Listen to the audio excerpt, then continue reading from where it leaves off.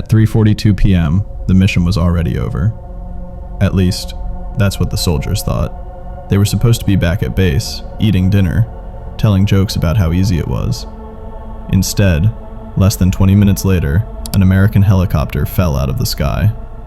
Then another. By sunrise, 18 US soldiers would be dead, hundreds of Somalis would lie in the streets, and America would rethink war forever. This is the true, minute-by-minute story of the Black Hawk incident in Mogadishu. It's October 3rd, 1993. Somalia has no government, no army, no police, just warlords.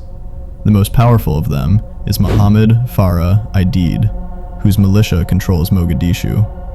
His fighters wear flip-flops, carry AK-47s, and blend perfectly into the civilian population.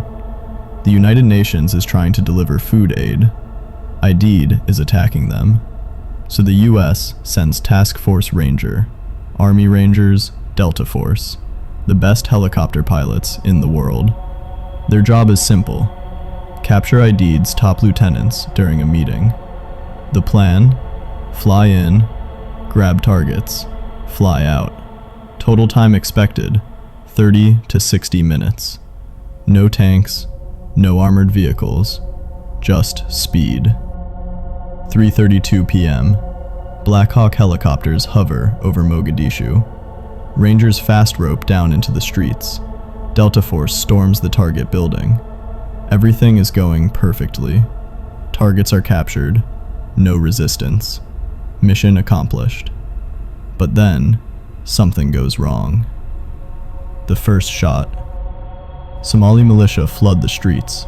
They aren't organized like an army, but they're everywhere. RPGs appear. And then, 3:42 p.m., an RPG slams into Super 61, a Black Hawk helicopter. The aircraft spins, the tail rotor snaps off, and the helicopter falls out of the sky. The helicopter hits the ground hard. 2 crew members are dead instantly. Others are badly wounded. Rangers are ordered to secure the crash site. But here's the problem.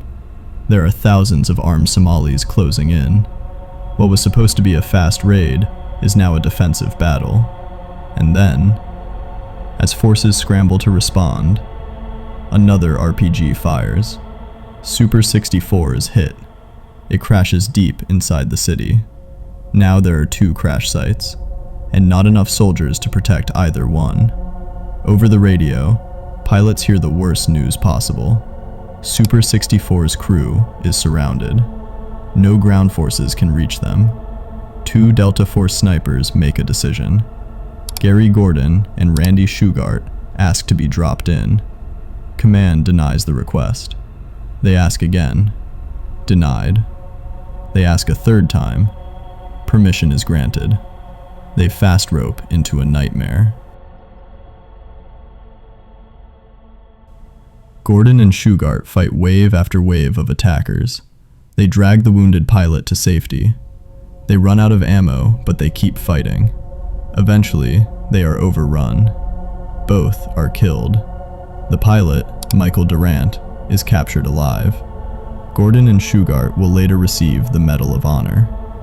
Night falls. US troops are trapped in the city. Ammo is low. Medical supplies are almost gone. Wounded soldiers bleed in the streets.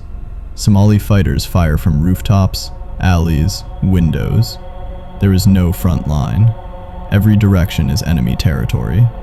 This is pure urban warfare. Finally, help arrives. A rescue force pushes in. US troops, Pakistani tanks, and Malaysian armored vehicles. They fight street by street to reach the trapped soldiers. At dawn, survivors run for their lives in what becomes known as the Mogadishu Mile.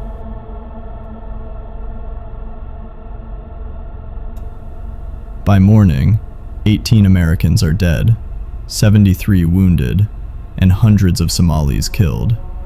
Images of dead US soldiers dragged through the streets flood global TV.